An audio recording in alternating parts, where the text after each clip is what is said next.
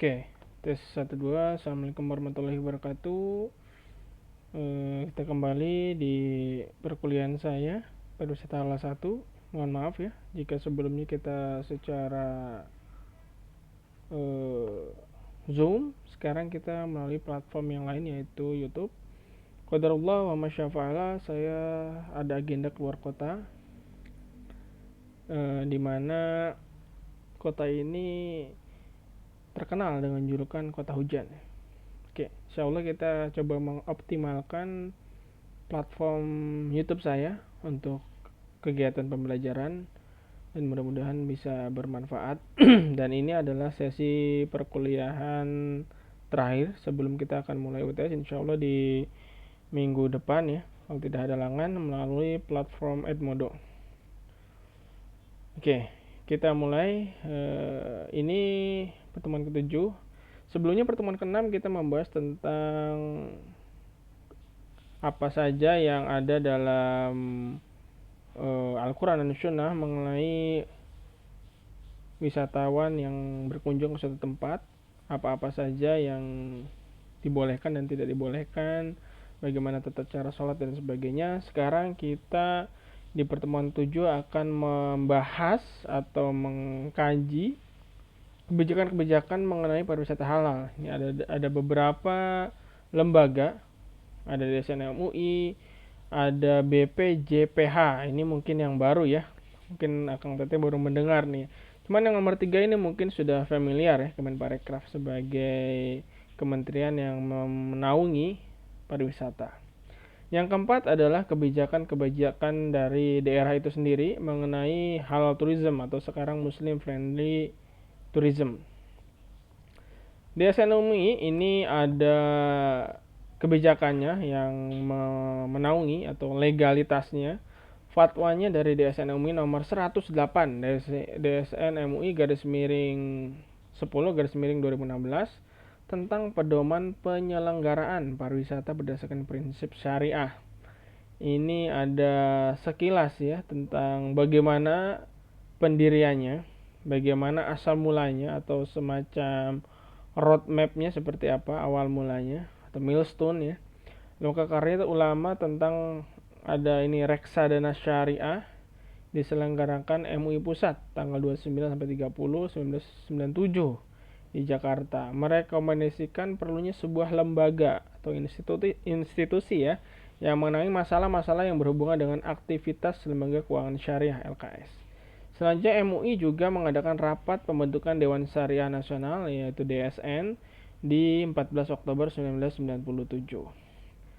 Yang poin berikutnya, Dewan Pimpinan MUI menerbitkan SK, ada ini keputusan Presiden ya, Kepres 754-MUI-2-1999 tertanggal 10 Februari 1999 tentang pembentukan Dewan Syariah Nasional MUI. Ya, sebentar ya. Oke, wait, sebentar saya pause dulu. Sebentar ya.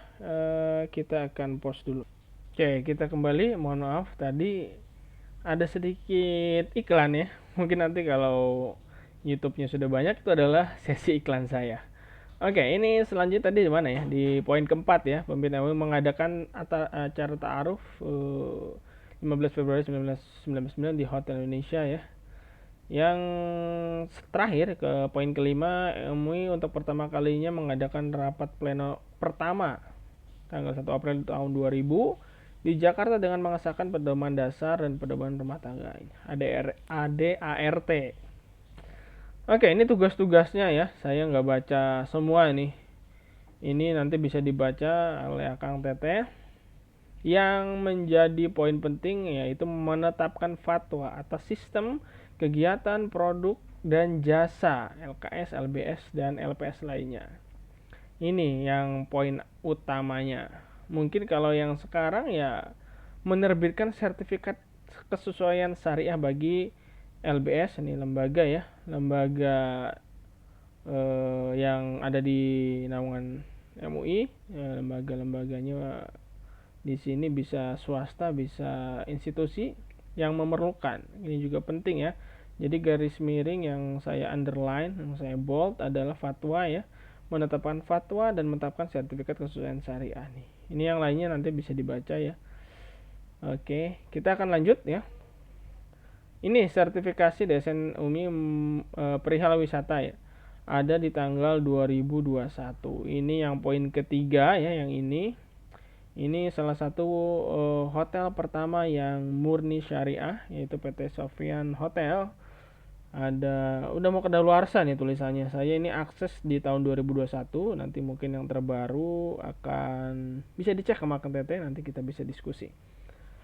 Selanjutnya, wewenangnya mungkin hampir sama ya dengan tugasnya, nggak jauh beda.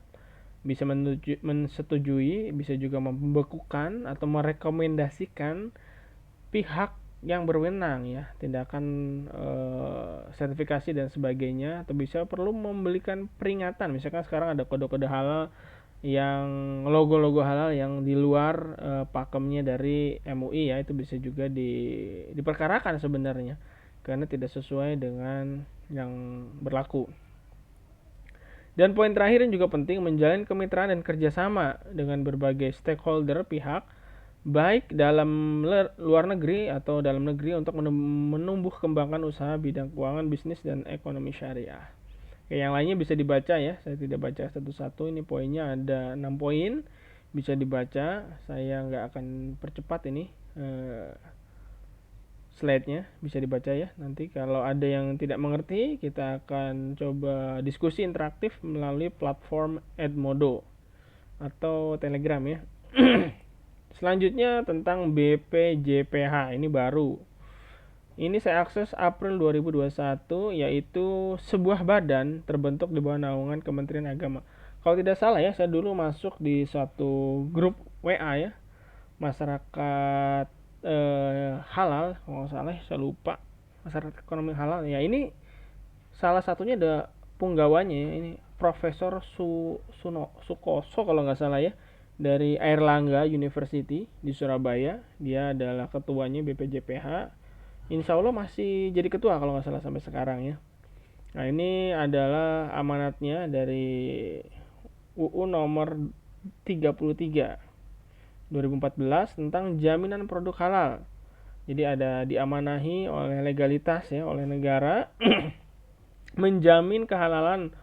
Oleh karena itu, Badan Penyelenggara Jaminan Produk Halal mempunyai tugas, ini tupoksinya menjalin kehalalan produk yang masuk, beredar, dan diperdagangkan di Indonesia. Nanti ini mungkin ada semacam kebijakan yang saling sama ya, BPJPH dan DSN MUI. Nah, ini mungkin nanti ada pembagiannya. Badan Penyelenggara Jaminan Produk Halal juga didukung oleh tugas dan fungsi ini tupoksi yang diamanatkan oleh UU nomor 33, ini yang di atas ya, tentang registrasi halal nih. Jadi kalau di sini saya pernah ikut beberapa webinar, BPJPH ini lebih ke produk ya, bukan ke halal tourismnya, lebih ke kayak kosmetik, makanan ya. Kalau DSN itu lebih ke hotelnya, Dewan Syariah, ke produk-produk yang semacam tadi ya, ada mungkin sekarang reksadana atau mungkin saham ya. Saham juga ada yang saham halal katanya. Oke. Seperti apa nanti akan dijelaskan di slide berikutnya, atau nanti kita bisa diskusi. Selanjutnya BPJPH juga ini ya, kegiatannya registrasi sertifikat halal luar negeri, registrasi auditor halal. Nah, ini poin tersendiri ya, misalkan Akang Tete nanti bisa masuk ke sini ya, auditor khusus untuk produk-produk industri Muslim friendly tourism. Nah, kita jadi auditornya mungkin bisa di sini ya. Ada surat keterangan akreditasi. Nah, ini juga yang mengeluarkan BPJPH. Dan terakhir akreditasi LPH, proses sertifikasi akreditasi LPH. Nah, ini misalkan produk kosmetiknya sudah lulus, jadi dapat sertifikat akreditasi dari BPJPH. Selanjutnya ini juga kebijakan mengenai Undang-Undang Nomor 33 Tahun 2014 tentang jaminan produk halal. Di dalamnya mengatur tentang ada menjamin ketersediaan produk halal. Ini juga bisa dibaca nih ya, banyak banget ya. Jadi intinya adalah produk-produk yang berbahan baku dari hewan, tumbuhan, mikroba maupun bahan yang dihasilkan melalui proses kimiawi, proses biologi, proses rekayasa genetik. Di samping itu Ditentukan pula PPH yang merupakan rangkaian kegiatan untuk menjamin kehalalan produk. Ini cakup kesediaan bahan, pengolahan, penyimpanan, semuanya diatur. Nah, ini nanti bisa dibaca juga. Jika tidak ada yang jika ada yang perlu dibahas, kita diskusi. Jika tidak, saya anggap itu sudah paham. Selanjutnya di program unggulan BPJPH nih. Jadi ada 2019, 2020, 2021 sampai ke 2024. Ini yang baru ya. Ya, ini ada sedikit noise, mohon maaf ya. Ada sedikit noise. Ini ada regulasinya di 2014. Ini panjang nih ya. Pengawasan, monitoring, evaluasi penyelenggaraan ini sampai 2024. Ini 1 2 3 4 5 6. Nah, ini 5 tahun ya, 6 tahun. Kegiatannya seperti ini. Ini juga per tahunnya sudah ada ya. Detailnya di per tahun itu programnya apa aja, kegiatannya apa aja. Oke, selanjutnya Kemenparekraf, ini yang poin keempat. Ini Kemenparekraf membuat produk ilmu yang dibuat sebagai pedoman penyelenggaraan pariwisata halal yang diikuti bidang pengembangan industri dan kelembagaan Kementerian Pariwisata. Maksud terus dan tujuannya, jadi sudah diatur untuk pariwisata halal atau sekarang Muslim Friendly Tourism. Di sini ada suatu pedomannya yang dibuat, tapi mungkin sekarang belum ada ya update terbarunya. Saya rasa masih pakai yang dulu, tapi saya belum mendapatkan webinar terbaru dari Kemenparekraf. Oke, ini terbentuk kesalahan kualitas produktivitas penyelenggaraan halal tourism di destinasi yang menjalankan pariwisata halal. Oke, terfotonya kebutuhan wisata muslim dan melakukan kegiatan wisata Indonesia yang akan berdampak pada kepuasan wisatawan. Pedoman tersebut juga mengacu pada policy yang sudah ada, yaitu UU nomor 10 2009. Ini harus Akang Teteh tahu ya, bahwa tentang kepariwisataan itu nomor 10 tahun 2009. Maksud pariwisata adalah berbagai macam kegiatan wisata yang didukung berbagai fasilitas, amenitas 3A serta amenitas attraction and ancillary disediakan oleh masyarakat, pengusaha, pemerintah dan pemerintah daerah. Ini penjabarannya juga harus dipahami. Yang di hal tourism atau Muslim Friendly Tourism itu ada di poin-poin ini ya. Destinasinya di poin ini ya, saya tidak baca, silakan dilihat sendiri. Untuk pemasarannya, untuk marketersnya, marketingnya di sini ya, di 789 ini ya oke. Untuk industri dan kelembagaannya juga masih di UU yang sama 10 tahun 2009, tapi pasalnya yang berbeda nih. Ini juga bisa dicermati. Nanti bisa kita diskusi jika ada yang ditanyakan. Oke, yang terakhir ini kebijakan daerah dari daerah tersendiri ya, daerah tertentu. Nggak mungkin semua daerah menerapkan hal tourism. Mungkin ada beberapa daerah yang menolak juga ya, tapi ya apa ya, kita adalah extended fasilitas tambahan nih sebenarnya. Ini saya contohnya di Lombok NTB menerapkan peraturan halal tourism melalui Pergub nomor 51. Jadi dia sudah ada ya di gubernurnya membuat satu kebijakan, lalu dijadikan Perda di tahun 2016 tentang halal tourism, menyelenggarakan pariwisata halal dijadikan instrumen akselerasi pembangunan ekonomi daerah sebagai sarana mewujudkan kesejahteraan masyarakat. Nah, Perda nomor yang tadi ya, Perda nomor 2 tahun 2016 di NTB, di Lombok khususnya, dalam pasal 5 disebutkan bahwa yang menjadi lingkup pengaturan pariwisata halal itu destinasi, pemasaran dan promosi industri, kelembagaan, pembinaan, pengawasan dan pembiayaan. Jadi kalau ini tadi Lombok, ini juga saya coba memberikan contoh di Kabupaten Aceh Jaya nomor 10 tahun 2019 tentang pariwisata halal, ini baru ya 2019. Di pasal 3 menyebutkan maksud diterbitkan kebijakan pariwisata halal itu untuk memberikan keamanan, kenyamanan, pelayanan kepada wisatawan agar dapat menikmati kunjungan wisata dengan aman, halal, juga dapat memperoleh kemudahan bagi wisatawan dan pengelola dalam kegiatan kepariwisataan.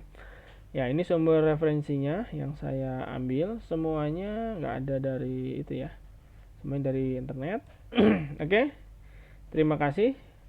Jadi insya Allah kita minggu depan akan UTS dan bahan-bahannya saya akan share di Edmodo, tinggal di download. Jika tidak ada lagi, oh ya karena kita nggak secara interaktif ya. Oke, saya akhiri saja dengan ucapan hamdalah. Alhamdulillahirabbil alamin. Wassalamualaikum warahmatullahi wabarakatuh.